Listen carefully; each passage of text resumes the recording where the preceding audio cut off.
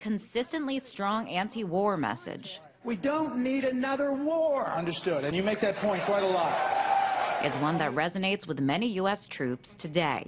I don't believe that we should be over in these other countries messing around. He wants to close the 900 overseas bases that we are funding at a very expensive and growingly more expensive rate there that is bankrupting this country. Well, hundreds of active duty troops, veterans, and their families are gathered here by the Washington Monument. They'll be marching to the White House to show their solidarity and support for Republican presidential candidate Ron Paul.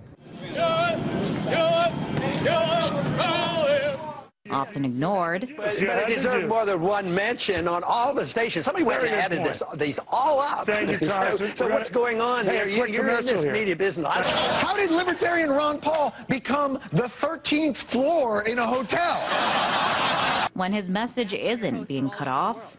Well, I think it would be even more dangerous to start nitpicking wars with other countries. Someone like Iran, Israel is more than capable of. All right, we just lost our tech connection, unfortunately.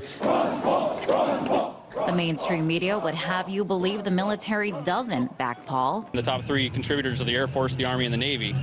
And, compare that to somebody like Mitt Romney, whose top donations are like Goldman Sachs. In fact, Paul gets far more campaign donations from members of the military than any other presidential candidate. Ron Paul seems to be the only person that's representing us instead of the defense contractors and bankers. The danger is really us overreacting, and we need a strong national defense, and we need to only go to war with a declaration of war and just carelessly flouting it and starting these wars so often. President! Oh! Sick of fighting seemingly never-ending wars overseas, these soldiers are ready for radical change. And the only hope for that, they say, is getting Paul into the White House.